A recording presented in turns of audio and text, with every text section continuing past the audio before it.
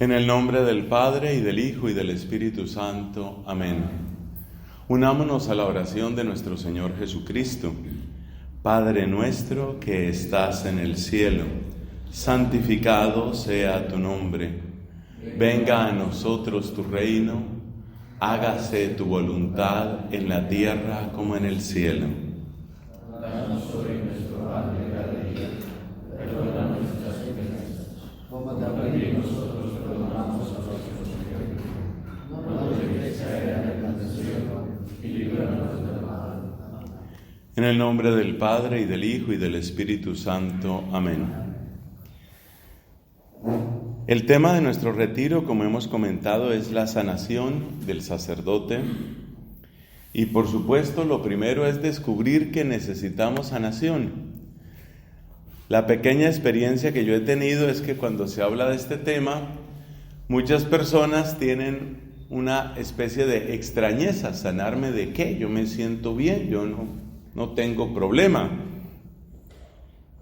Casi lo mismo que en otro sentido le sucede a mucho católico cuando le hablan de confesión. ¿Confesarme de qué? Una persona normal. Yo no tengo problema con nadie. Así que el primer paso es descubrir que sí necesitamos sanación. Vamos a ver por qué. Resulta que el mal, el daño, el pecado, cuando llega a nuestra vida siempre deja consecuencias.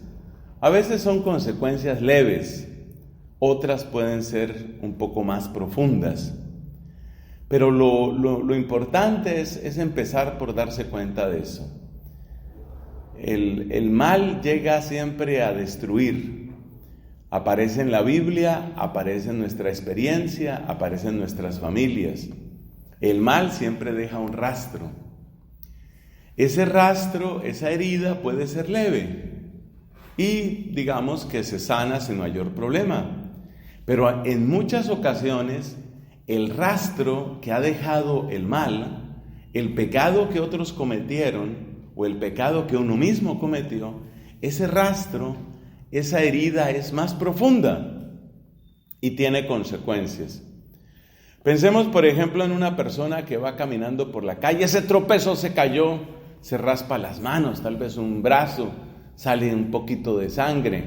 No es algo grave, es decir, eso al cabo de pocos días queda totalmente olvidado y sanado. Esa es una herida leve.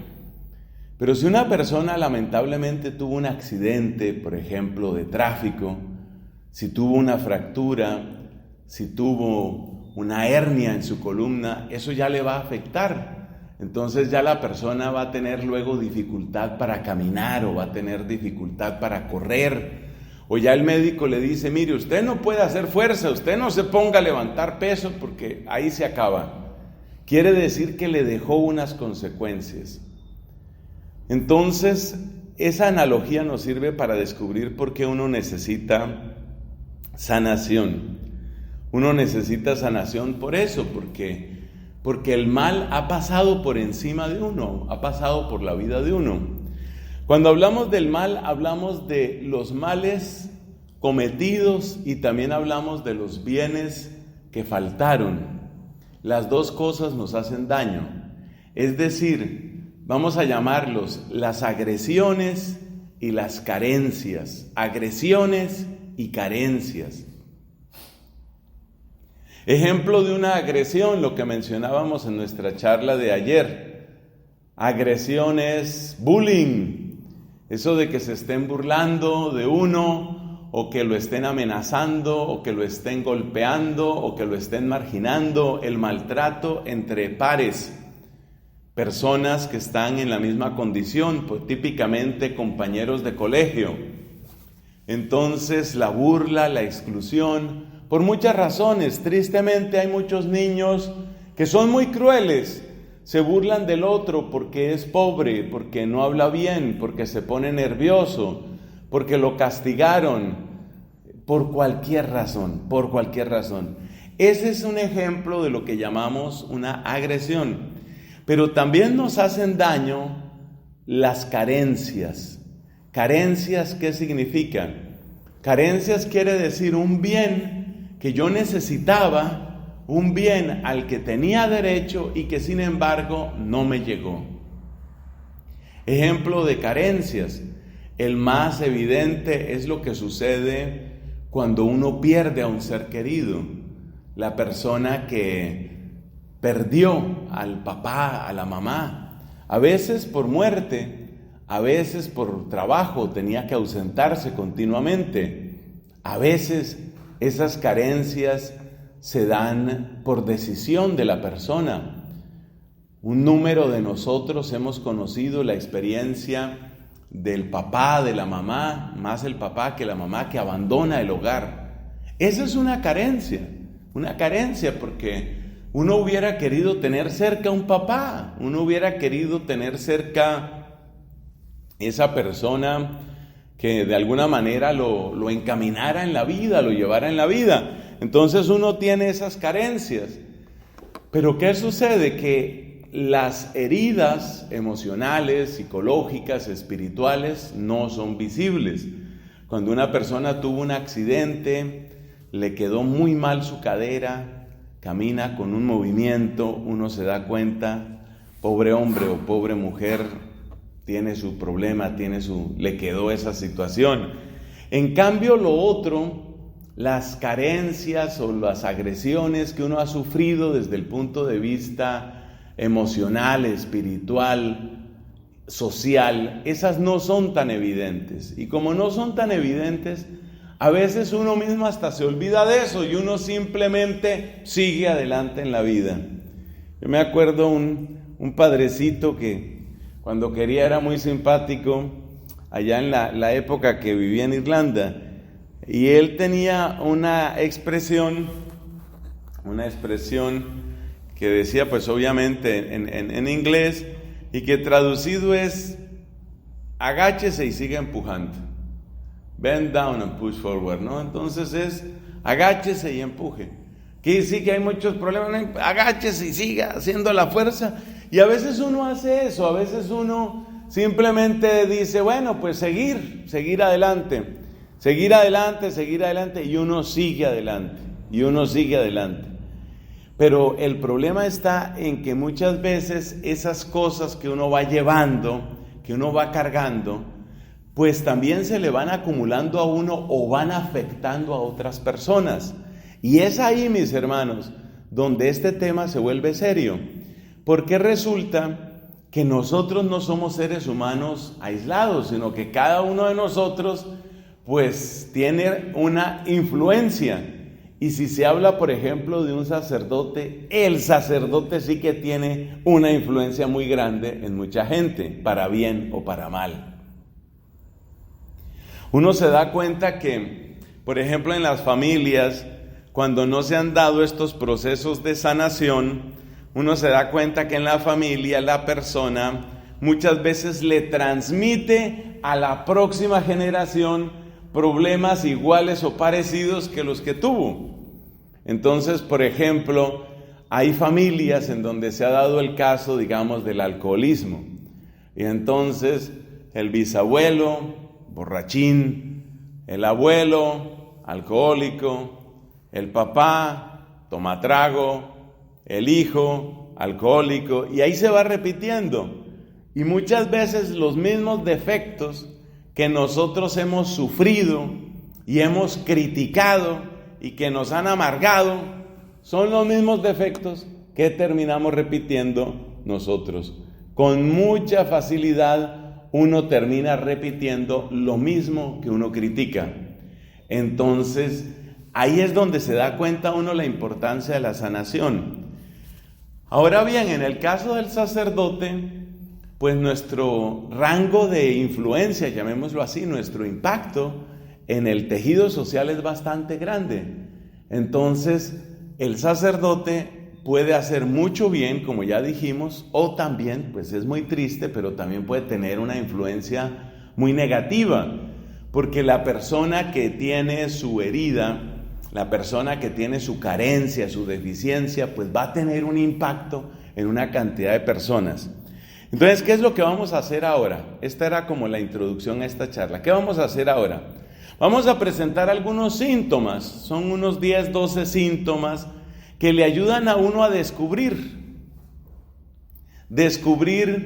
eso que uno tal vez no ha querido ver o que lo vio pero no le puso cuidado, porque uno simplemente dijo como el irlandés aquel, no pues agáchese y siga empujando, pero a veces eso ya no funciona porque eso está teniendo repercusión en uno mismo y está teniendo repercusión en otras personas. Entonces, vamos a ver esos síntomas.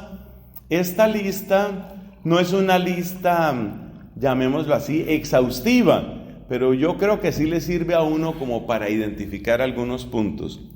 Por ejemplo, mire esto. El primer síntoma, desbordamiento emocional. ¿Qué es desbordamiento emocional? La imposibilidad de controlarse. La persona que queda sobrepasada, me sobrepasó que la ira o la tristeza, típicamente sobre todo esos dos sentimientos o pasiones, el desbordamiento emocional. Y piense, ya ahí uno se da cuenta de las repercusiones que eso puede tener. En un ataque de ira, en un disgusto, en una pelea de esas, pues ahí vienen los antitestimonios, ahí vienen una cantidad de cosas. Nosotros tuvimos el caso, hablo de mi comunidad de los dominicos, concretamente de Colombia, tuvimos el caso de un sacerdote. Les voy a contar dos historias de sacerdotes nuestros. Obviamente, pues mi experiencia está más en el tema de comunidad religiosa, pero usted se da cuenta que esos somos del mismo barro. En todas partes somos del mismo barro y caemos en las mismas cosas. Dos historias de sacerdotes, ambos relativamente jóvenes. Uno muy estudioso en términos de Biblia. Él era con una preparación, había hecho sus estudios fuera del país, en Europa y tal. Y este hombre necesitaba ¿cómo se llama esto? Como exhibir sus estudios. Entonces, las homilías de este hombre muchas veces nadie le entendía porque era una cosa tan alta, una cosa tan elaborada que eso nadie le entendía. Pero era como esa necesidad de mostrar, mire que yo estudié, ¿no? Yo no soy así nomás, yo ya salí y estudié. Entonces ahí le da uno como un poquito de preocupación. Y este hombre, para mostrar sus estudios, entonces tomaba las teorías de los últimos exégetas, los últimos especialistas. Y usted sabe que muchas veces esos últimos especialistas son gente que sale con teorías muy raras, ¿no? Cosas muy raras, cosas que contradicen la fe del pueblo y que muchas veces son solamente opiniones. Pero como este señor tenía la necesidad, este padrecito tenía la necesidad de mostrar que él estaba en la vanguardia de la vanguardia, pues lo último de lo más adelantado, él tenía que mostrar eso. Y entonces al hacer ese tipo de homilías, él estaba en un pueblo allá de mi país. Entonces empezó a chocar con la gente, incluso en alguna ocasión después de la misa se le acerca una persona que también tenía pues alguna formación, no tenía todos los estudios del padre, pero tenía alguna formación, y le dice: padre, pero eso que está diciendo usted, eso está un poco raro. ¿De qué tipo de teorías estoy hablando? Eso, por ejemplo, de que Cristo no resucitó, sino que el cuerpo de Cristo se corrompió en la tumba y la resurrección en realidad consiste en una especie de continuidad de la manera de obrar de Cristo. La continuidad de la manera de obrar de Cristo. Es decir, estaba negando la resurrección corporal del Señor. Tema muy delicado. Entonces ya mire la repercusión que va teniendo. Una cosa que empieza como una simple vanidad, ya mire por dónde va. Y empieza este enfrentamiento del sacerdote con los católicos formados de ese pueblo, un pueblo de mediano tamaño. Empieza el enfrentamiento. Entonces ya en una ocasión él estaba diciendo algunas de estas teorías de los últimos, porque él es avanzado, ¿no? Avanzado, progresista. Oiga, y se le paró un señor allá en medio de la homilía y le dijo: padre, cállese, deje de confundir a la gente. Ya eso fue un escándalo, ya tuvo que entrar el provincial, tuvo que enterarse el obispo, pelea de un lado, del otro. Fíjese hasta dónde van las cosas. Todo empezó por algo muy sencillo, relativamente sencillo. Y este hombre era con la idea de que yo no me dejo, y a ver, ¿y aquí quién gana? Yo he hecho mis estudios y mis cosas. Entonces fíjese hasta dónde puede llegar uno por una cosa de estas. Ese es un desbordamiento emocional. Tuvimos otro padre que empezó a pelear con el alcalde. Aquí se usa la palabra alcalde o intendente, ¿cómo? Aquí alcalde, ¿no? Empezó a pelear con el alcalde y a ver quién gana. Entonces, en otro pueblo, ¿no? El cura contra el alcalde contra el cura, y a ver, y aquí tengo yo mi micrófono y no me dejo. Ese tipo de cosas, si usted se pone a pensar, ese tipo de cosas realmente cuánto construyen, cuánto sirven al evangelio. Entonces, muchas veces se da este caso que llamamos desbordamiento emocional. La persona empieza a perder los límites, a perder como la prudencia, como que no se mide en lo que está haciendo. Segundo síntoma, para irnos examinando. Uno cuenta estas historias, pero lo importante de esto es que uno se examine. La incoherencia. Acuérdate Romanos 7, hago lo que no quiero. Por supuesto que todos nosotros somos pecadores y todo pecado supone alguna forma de incoherencia, porque quiere decir que no estamos viviendo lo que realmente deberíamos vivir, lo que hemos prometido vivir. Pero yo me refiero aquí a esa incoherencia grave, persistente. Muchas veces se debe a eso. Una persona que está descompensada es una persona que le queda muy difícil llevar una vida coherente. Tercer síntoma, que nos pasa también con alguna frecuencia en el mundo clerical, nos pasa en el clero, el espíritu de permanente crítica. Muchas veces eso está mostrando la necesidad de una sanación. Es normal, es deseable que tengamos una posición independiente, incluso crítica frente a muchas cosas. Lo que está pasando en la sociedad, en la política, la corrupción que hay por todas partes, los problemas en la iglesia.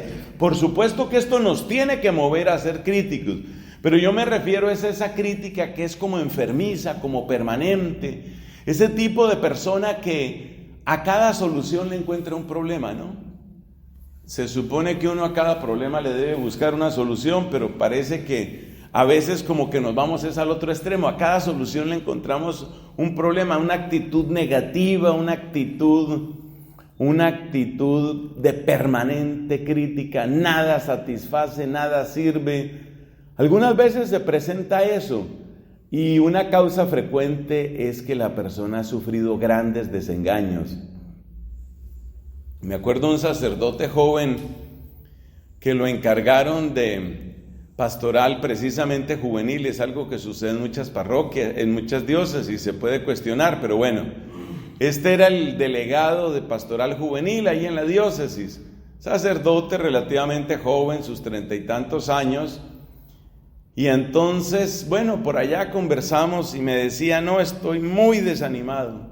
¿Por qué? Porque siempre que hay reunión de clero se va a proponer alguna cosa y todo es: no, eso ya se intentó, eso no sirve, eso no va a nadie, no, olvídese de eso. Entonces, claro, ese ambiente de excesiva crítica pues apaga y anula dentro de una diócesis, y eso lo estaba viviendo este padrecito joven. Ahora, ¿por qué esa crítica? ¿Por qué ese negativismo? Seguramente los que hablaban así, de esa manera tan negativa, pues eran personas que habían intentado muchas cosas, y que estaban hablando desde sus fracasos, desde sus frustraciones, desde su propia experiencia. Entonces ahí es donde viene la importancia de la sanación. Todos aquí hemos conocido fracasos, todos hemos tenido momentos en que las cosas no han salido como queríamos, eso a todos nos pasa, evidentemente a todos nos pasa. Pero ¿cuál es el punto? Que si uno no elabora adecuadamente esa realidad, esa decepción, entonces fácilmente uno se pasa al extremo de criticarlo todo. Como quien dice, como a mí me fue mal, entonces ahora usted propone una idea buena y en el fondo yo lo que le estoy diciendo es, a usted no le puede salir bien porque a mí me salió mal. Fíjese que eso en el fondo es una necesidad de sanación. Aprender a elaborar las experiencias de fracaso, las experiencias negativas, aprender a elaborarlas, aprender a asimilarlas y aprender que uno no le va a salir bien todo y que otro sí puede lograr lo que yo no logré. Eso pasa. Y cuando uno tiene una actitud a veces tan negativa y permanente, a veces la razón es porque uno mismo ha tenido sus propios fracasos y, como decimos, no los ha elaborado.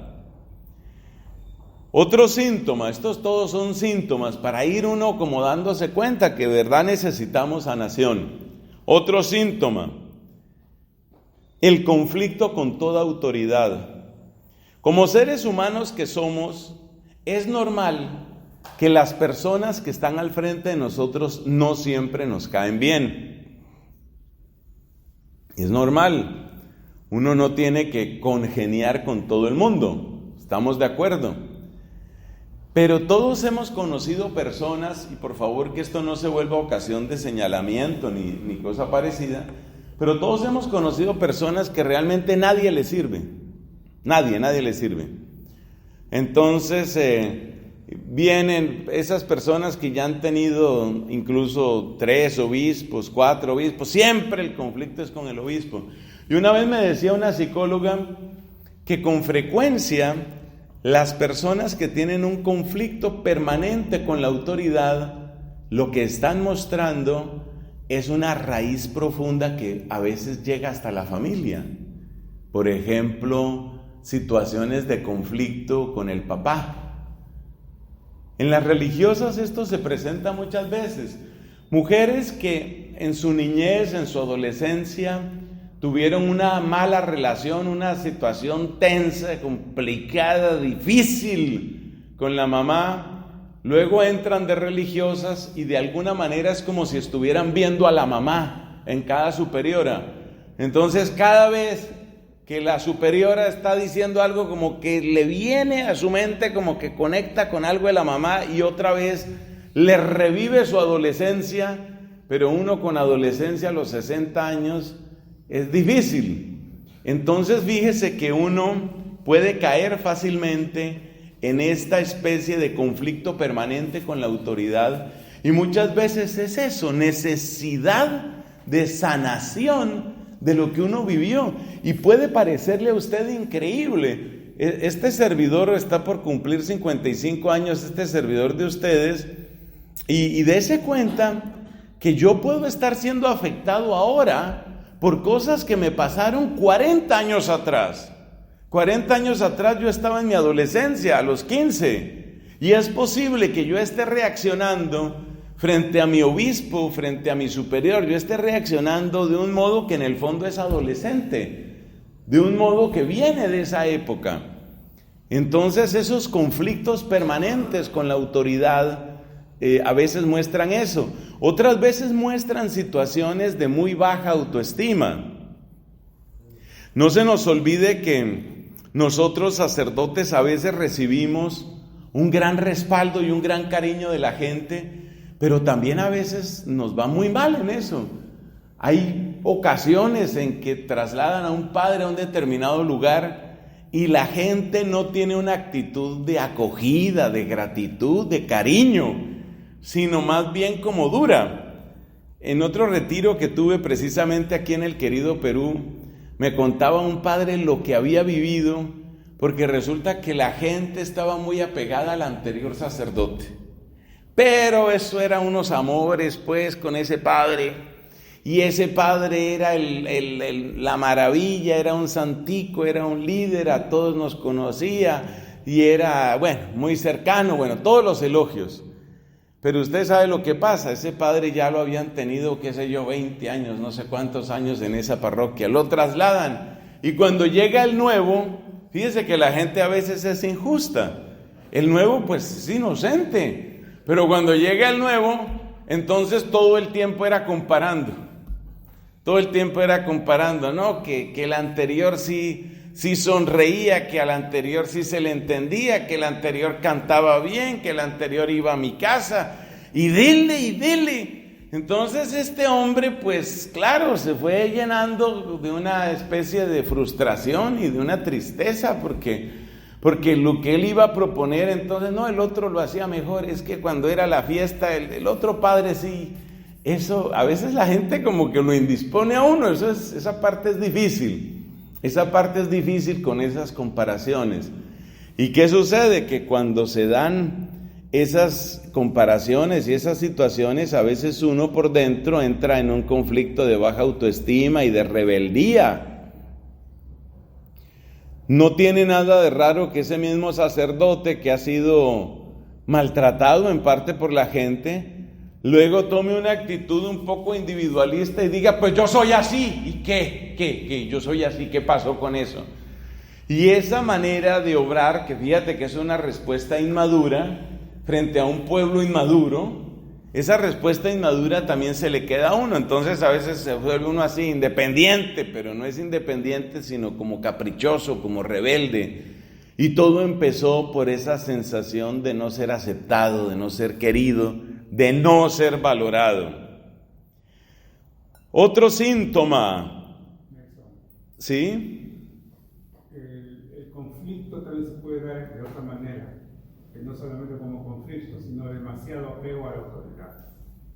Sí. Puede ser de otra manera negativa, ¿no? Sí, aquí lo tenía, muy bueno, padre, claro que sí. A eso lo llamamos refugio emocional. El refugio emocional, que viene un poquito más adelante, pero eso es totalmente cierto, sí señor.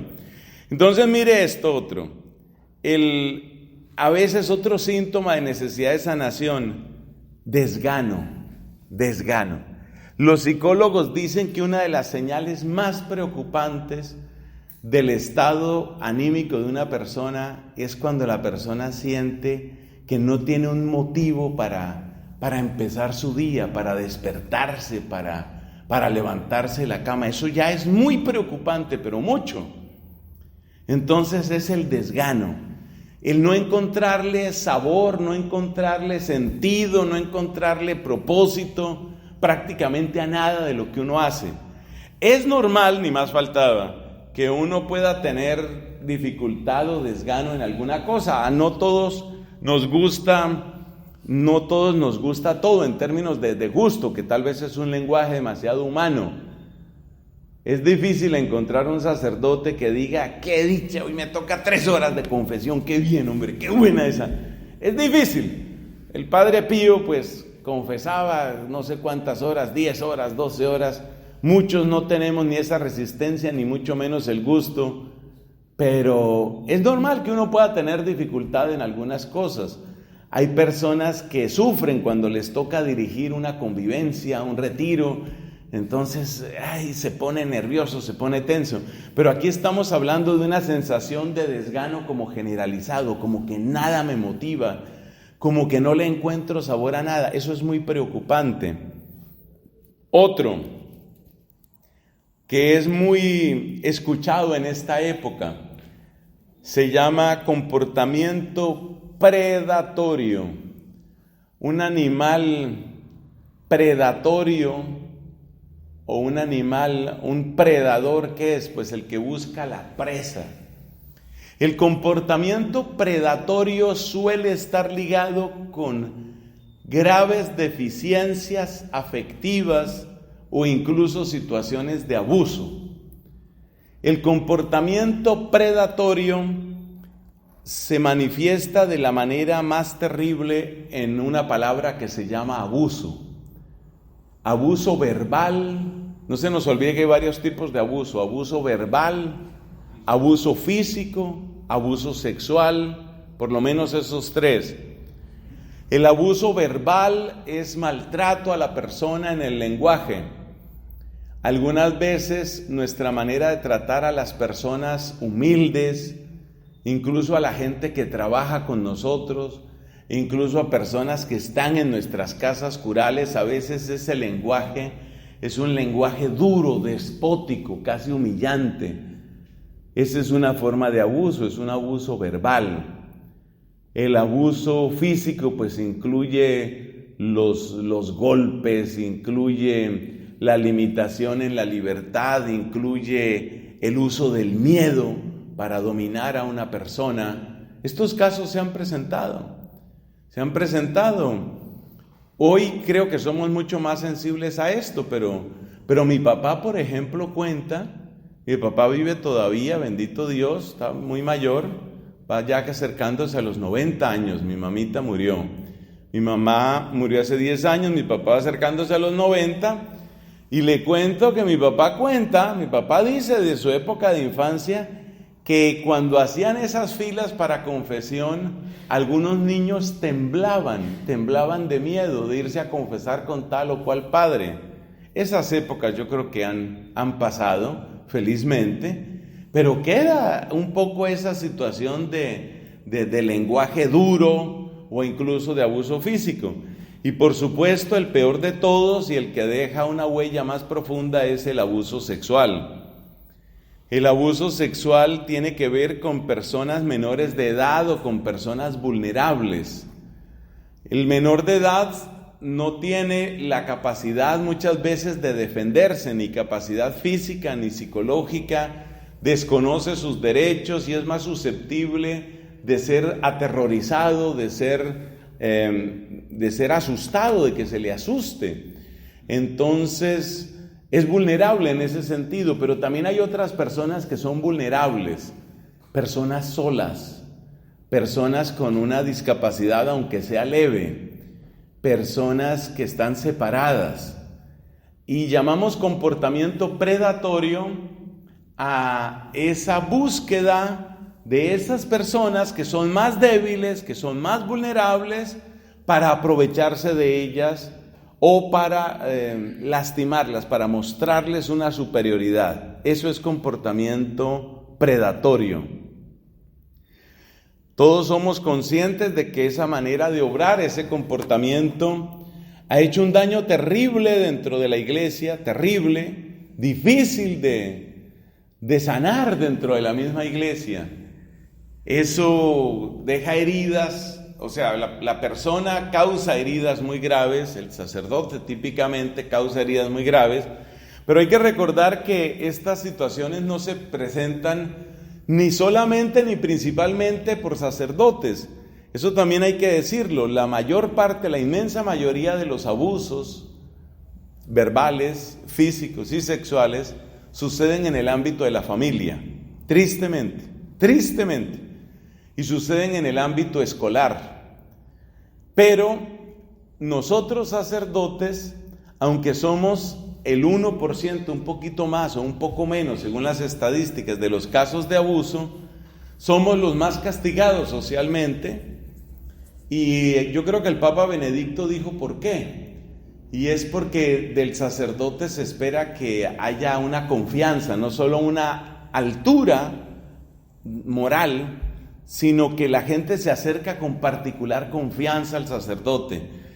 Entonces el comportamiento predatorio hace un daño terrible en la iglesia. Lo que queremos destacar aquí es que muchas veces detrás del comportamiento predatorio están las heridas emocionales del mismo sacerdote.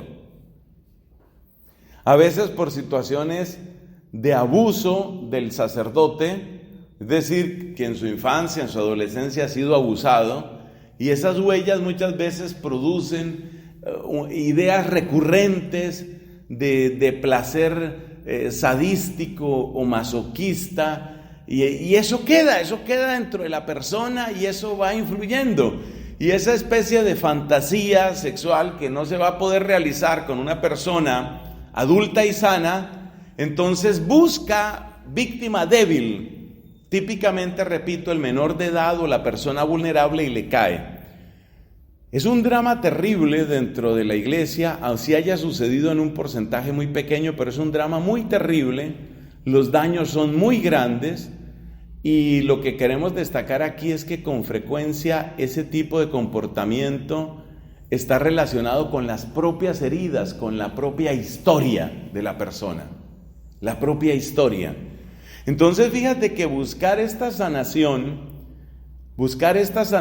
es realmente un deber de nosotros, porque si uno no está sano, pues uno está en peligro de caer en cualquiera de estas cosas que estamos mencionando, y especialmente ese comportamiento predatorio, ese estar buscando víctimas, es una cosa que yo creo que deja heridas a muy largo plazo, muy largo plazo. Hay que tener mucho cuidado con eso. Entonces ahí necesitamos realmente una gran sanación, y reconozcamos que en la iglesia muchas veces no había ni la preparación psicológica, ni la conciencia, ni había tampoco el aparato legal que hoy existe y que realmente lo hace pensar a uno mucho.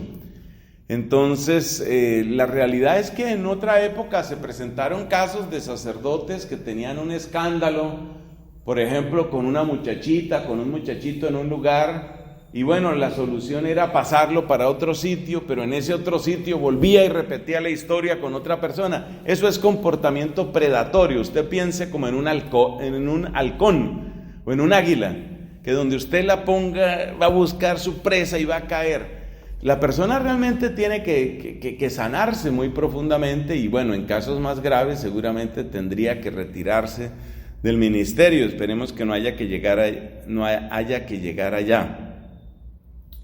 Bueno, otros síntomas, son muchos síntomas, hermanos. Otro síntoma preocupante, lo que mencionábamos ahorita, que nos comentaba el padre, el refugio emocional. Hay personas que se refugian continuamente en su familia.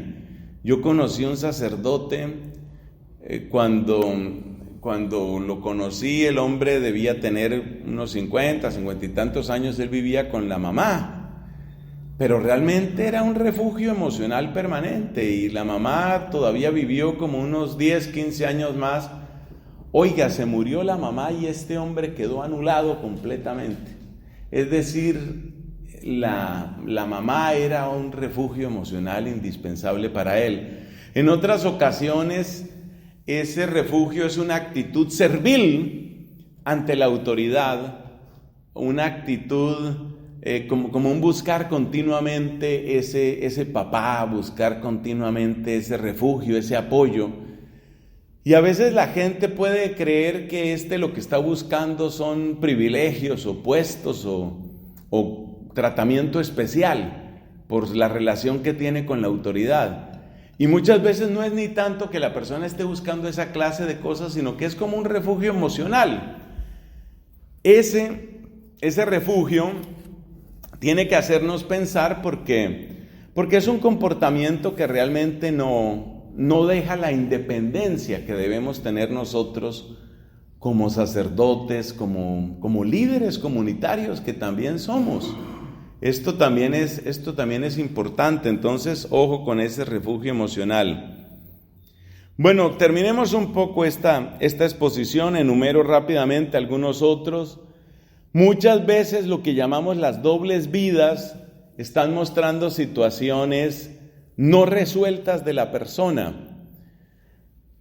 Como nuestra vida sacerdotal tiene varias renuncias, muy particularmente renuncias afectivas, el tema del celibato, el tema de la paternidad, entonces realmente se necesita toda una elaboración, se necesita todo un camino interior, no solamente que uno se lo aprenda en la cabeza, sino todo un camino interior para vivir, por ejemplo, la paternidad espiritual y tener paz con eso. Entonces, una persona que no ha alcanzado como esa síntesis de lo que es una paternidad espiritual, seguramente va a tener una nostalgia permanente, un deseo permanente de la paternidad biológica. La persona que que se siente descompensada afectivamente, seguramente pues va a buscar en una doble vida una relación con una persona en contra de su promesa de celibato. Lo que quiero decir es que además de la dimensión de pecado, entre comillas, que esto tiene, muchas veces se está mostrando una fractura dentro de la persona. Es decir, la persona asumió un camino, realmente quisiera que ese fuera su camino, pero presenta algunas fracturas, presenta algunas rupturas internas que hacen que no termine de decidirse. Yo haría la comparación con la persona que tuvo una novia a la que quiso mucho, pero bueno, pelearon, entonces después se casó con otra mujer, pero sigue recordando a la una, pero busca a la otra, pero va a donde esta. Esas ambigüedades pues están mostrando situaciones no resueltas. Pues algo parecido nos puede acontecer a nosotros en el sentido de no terminar de mudar el corazón, de mover el corazón hacia la opción existencial que hemos tomado. Un síntoma muy interesante y muy relativamente frecuente de que necesitamos esta sanación está en el narcisismo. Un personaje de la mitología griega era Narciso, que se escribe con C la primera, con S la segunda. Este Narciso se supone que era un hombre que era tan hermoso, pero tan hermoso, que él no podía enamorarse de nadie sino de él mismo, ¿no? Entonces estaba centrado en sí mismo. Ese era el narciso, y se utiliza la palabra narcisismo para referirse a la persona que tiene como esa especie de centro permanente en sí mismo y únicamente le interesa lo suyo y brillar y ser reconocido y ser aplaudido y esto tiene muchas expresiones. De se da cuenta que es una inmadurez porque el amor finalmente está conectado con otro nivel de afecto, que es el darse, que es el entregarse. Si mi única manera de amar es aprovecharme del otro para que yo brille, en el fondo no he llegado a la madurez en el amor. Entonces ahí hay una situación. El narcisismo tiene muchas expresiones que pueden llegar a ser trágicas. Hablábamos con alguno de ustedes de lo que nos ha sucedido en Colombia con varios sacerdotes de cierta fama. Yo conozco ya casos de sacerdotes cubanos, panameños, colombianos, que han sido muy famosos y de mucho medio de comunicación, pero entonces parece que la fama finalmente tiene un impacto y entonces la persona ya pierde su centro, ya pierde su norte. De eso vamos a hablar, bueno, ya lo mencionábamos también en la charla pasada, pero vamos a hablar más adelante. Eso de que usted no termina de sentirse feliz de ser sacerdote de Cristo y usted necesita otro título, usted necesita algo que lo acredite socialmente. Muchas veces eso está unido a lo que aquí llamamos narcisismo.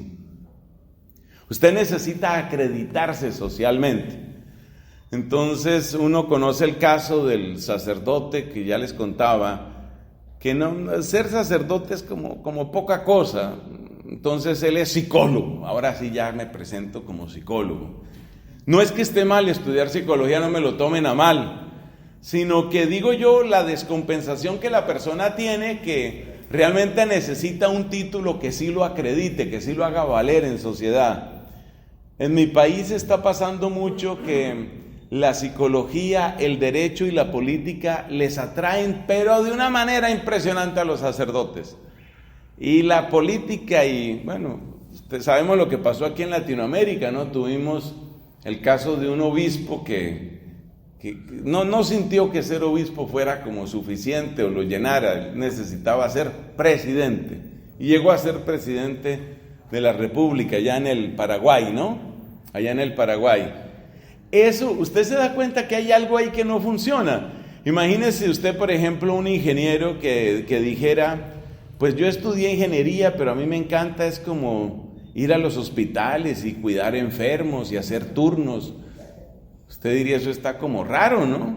Eso está como raro. O imagínese usted un artista que dijera, a mí lo que me encanta es catalogar libros y atender a la gente y ese tipo de cosas.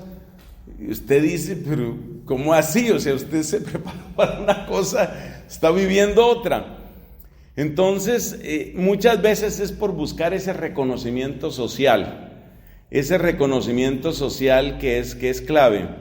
Uno de estos sacerdotes que se retiró, un sacerdote de mi país, luego me comentaba una persona que lo conocía, me dijo, a mí me llamaba la atención, cómo cuando él estaba, digamos, en un evento, uno de estos congresos grandes que se hacen, ¿no?, de evangelización y tal, encuentros grandes, y dice, cuando él no estaba en el escenario, era una persona decaído, más bien depresivo, callado, encerrado en sí mismo. Pero cuando llegaba al escenario, bueno, mis amigos, vamos, ahí le salía todo el brillo. Terminaba, otra vez, quedaba. Usted se da cuenta que ahí hay un comportamiento que es extraño.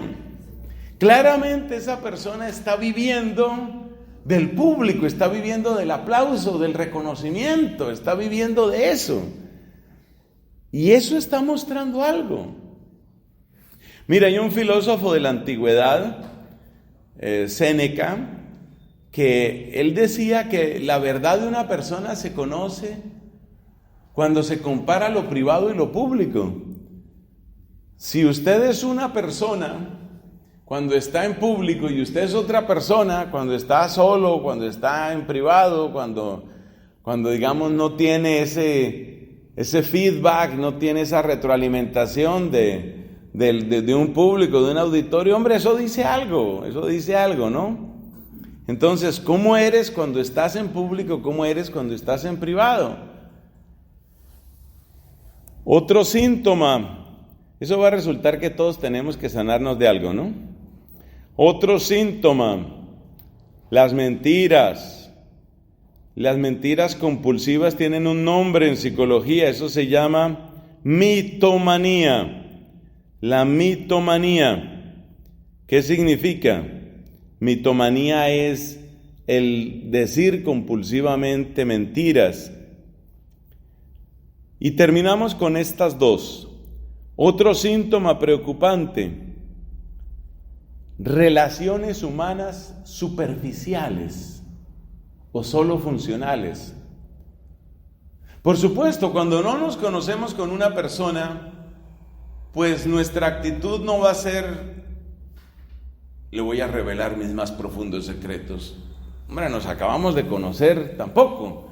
Seguramente muchos empezamos una conversación por temas superficiales, ¿no? Sin demasiada trascendencia, es lo que quiero decir. Entonces hablamos del clima, o de la política, o del deporte. Pues eso es normal, ¿no? Es una manera de empezar una conversación.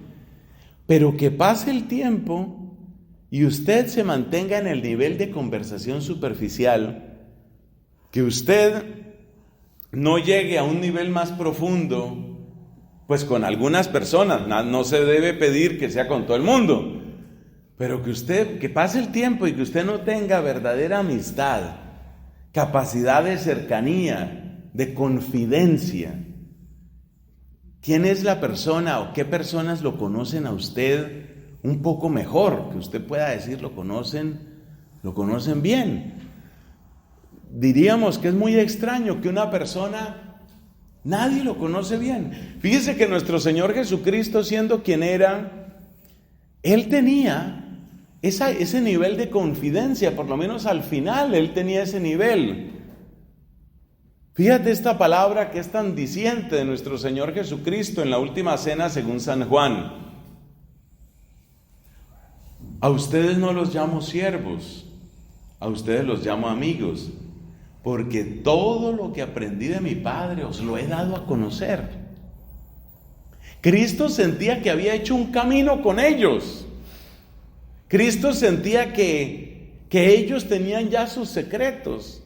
A ellos les dijo, mire la manera como yo oro, yo les voy a contar, ¿qué es lo más íntimo que podía contar Cristo? Su relación con el Padre. Les voy a contar cómo hago yo mi oración. Eso es confidencia, mire, la realidad mía es esta. Mi vida es esto. Cuando está en el huerto de Getsemaní, dice, mi alma está triste hasta la muerte. Les está contando su sentimiento más profundo en ese momento. Entonces, si pasa el tiempo y uno no tiene realmente ese nivel de confianza con nadie, ahí hay algo raro, ahí hay algo preocupante. Y mire que la iglesia es muy sabia. La iglesia nos habla de que es bueno, por supuesto, el sacramento de la confesión, y es bueno que nosotros tengamos confesor, ojalá director espiritual, que usted pueda decir, hay alguien que me conoce, hay alguien que me ayuda, hay alguien que me asesora. Ahora yo tengo en mi convento, yo vivo en Bogotá, en el convento de Santo Domingo, está ya muy mayor, pero ahí está un sacerdote con el que yo me confesaba desde antes de la ordenación. No digo que toda la vida haya sido con él, pero casi siempre me confieso con él. Es un padre que me conoce bastante bien, conoce pues mis muchas miserias y errores y problemas, y ha sido muy, muy fraterno y me ha ayudado muchísimo. Yo puedo decir que es una persona que me conoce. Hay unos 2 sacerdotes por lo menos de allá de mi convento que yo siento que me conocen bastante bien. Y ese es un descanso muy grande y es un acto muy sanador, el tener esa clase de relación con alguna persona. Sobre todo si es una persona que conoce esta clase de vida. Ser demasiado confidente con una persona que no conoce esta clase de vida o que no la vive, incluso puede entrañar un cierto riesgo, sobre todo si se trata de una mujer, porque entonces empieza uno a sentirse comprendido. Ella sí me comprende, nadie me comprende, el obispo no me comprende, los curas no me comprenden, ella sí me comprende, voy a que me comprenda.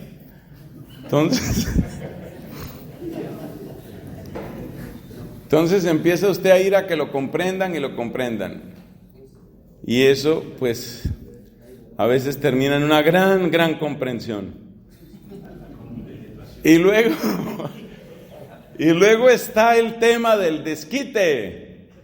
El desquite, la persona que tiene que comprar cosas caras o que tiene que hacer valer su poder o que tiene que emborracharse, la persona. Los excesos casi siempre son señales de descompensación.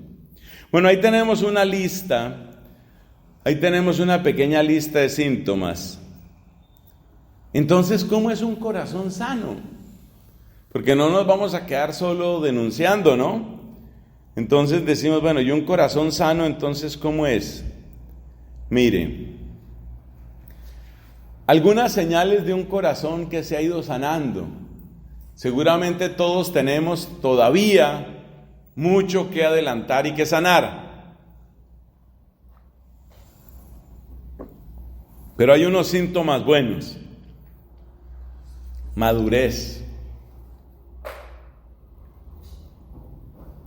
Madurez que se muestra en capacidad de juicio. ¿Qué llamamos capacidad de juicio?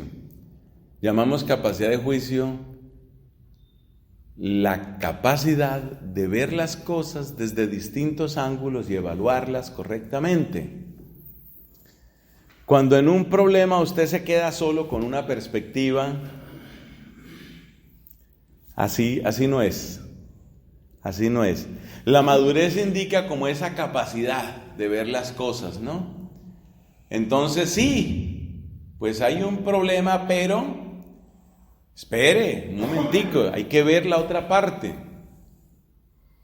La persona madura tiene capacidad de juicio y siempre quiere oír ambas versiones y trata de hacerse una idea lo más completa posible. Eso es propio de la madurez.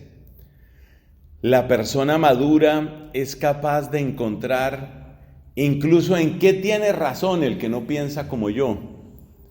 Eso es muy propio de una persona madura. Políticamente tal vez yo me siento de izquierda o me siento de derecha, pero yo veo que los del otro bando, yo veo que ellos tienen razón en esto. Eso es propio de una persona madura. el lenguaje equilibrado, el lenguaje ponderado. Trata de ver las cosas desde todos los ángulos. Sí, pero es que tenga presente que pasó esto. Pero ¿y cómo fue posible que dijeran esto? Sí, lo dijeron, pero dése cuenta que esto otro. La persona madura es como que está tratando de tener visión de 360 grados. Aquí un momentico, que aquí hay otro elemento que hay que tener en cuenta. ¿Cómo es un corazón sano? Tiene estabilidad interior, lo que llamamos más técnicamente ecuanimidad. Una persona que está súper entusiasmada, eufórica, un día depresivo, no saludo a nadie, no conozco a nadie. Al otro día, hombre, esas subidas y bajadas normalmente están mostrando algún tipo de descompensación. La persona es estable, anímicamente estable. Como decimos, uno sabe a qué atenerse. No quiere decir que la persona tenga que ser ni muy alegre ni muy callada, sino que es estable. Es que no todos somos iguales, pero que haya una cierta estabilidad. Lo preocupante es que haya esos picos y sube y baja. Una persona estable. Es una persona realista, razonablemente optimista. No es iluso, no es fantasioso, pero sí es razonablemente optimista. Esos son síntomas de una persona sana, una persona realista, ve las cosas como son. Cristo es el gran modelo, por supuesto, de esta madurez. Él se da cuenta de la miseria del corazón humano, Él sabe lo que hay en el corazón humano, nos dice Juan capítulo 2, allá al final. Nos dice, Él sabe lo que hay en el corazón humano. Cristo es realista, profundamente realista. Él no se hace ilusiones. Cuando Pedro le dice, yo voy a dar mi vida por ti, Jesús le dice, hombre, tú vas a fallar. Jesús es profundamente realista, pero no es realista con una actitud que se quede simplemente en pesimismo, porque Él mismo dice, no tengan miedo. No tengan miedo, eso también es de Él. Yo he vencido al mundo, nos dice también en el Evangelio de Juan. Otro síntoma de un corazón sano es una persona que tiene paz con su pasado. Por supuesto, reconoce que ha habido errores, que ha habido problemas, pero está reconciliado con el pasado. Cuando usted está hablando con una persona y resulta que casi no puede mencionar una época de su vida, está traumatizado hasta el fondo, preocupa.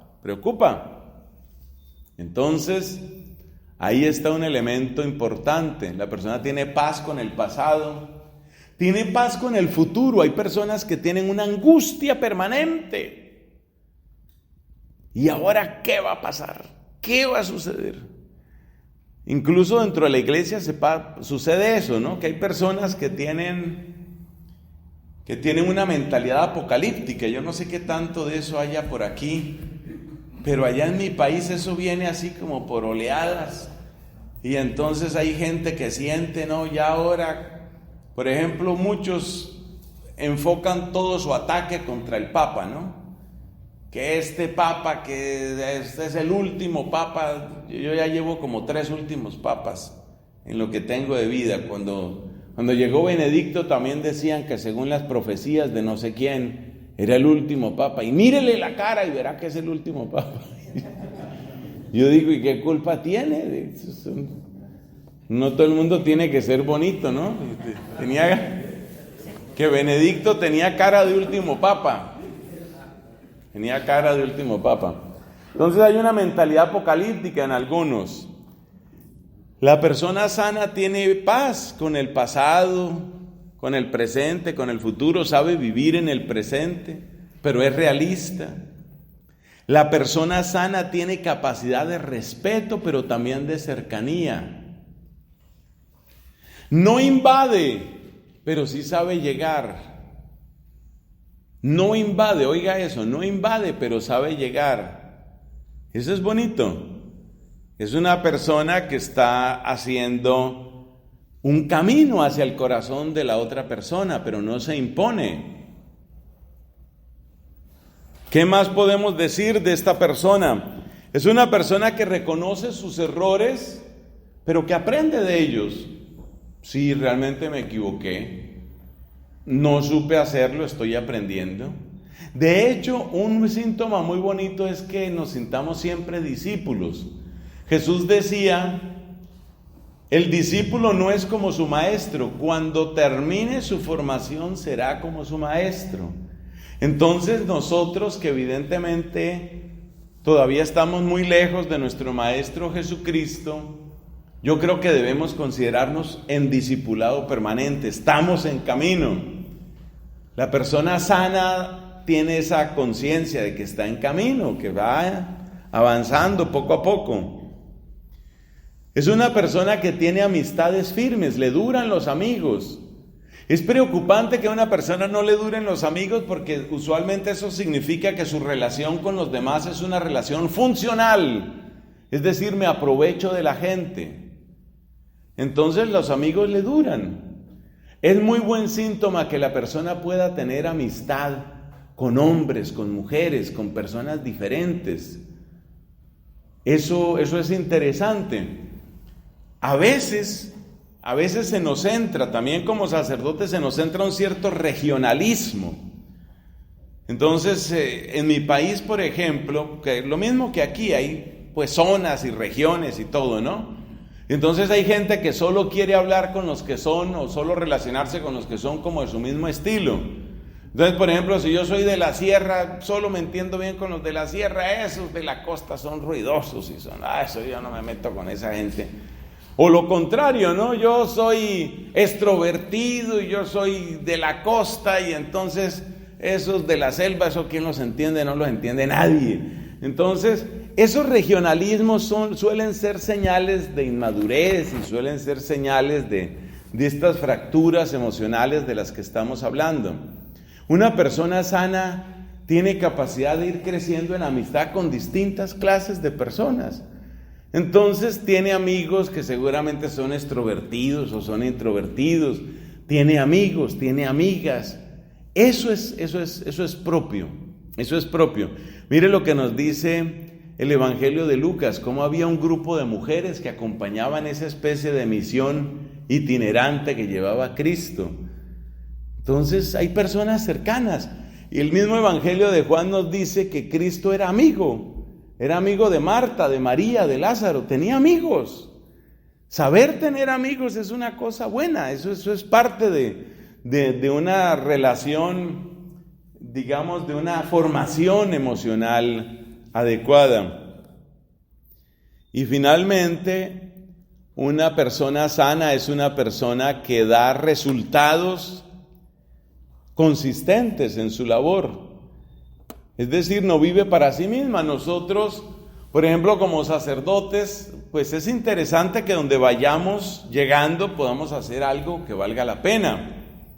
Hechos de los Apóstoles, capítulo 10, resume la vida de Cristo con esa expresión tan bonita que utiliza el apóstol San Pedro. Dice San Pedro que Jesucristo pasó haciendo el bien. Esa es la manera como se resume la vida de Cristo. Y en Juan capítulo 15 encontramos, yo los he destinado para que vayan y den fruto. Entonces una persona sana es una persona que da fruto. Una persona que puede recordar y la gente la recuerda, porque cuando estuvo en tal parte, hombre, sí, yo me acuerdo, bien. Realmente dejó un buen recuerdo ese padre. Hizo cosas que nos sirvieron. Eso es dejar un rastro de bondad, un rastro de bien. Qué tristeza, en cambio, que yo creo que a todos nos ha pasado, que tal vez hay gente que nos recuerda y no nos recuerda con ese entusiasmo ni con esa alegría. Tal vez se decepcionaron de nosotros, tal vez les fallamos, tal vez no estuvimos a la altura de nuestra vocación con esas personas.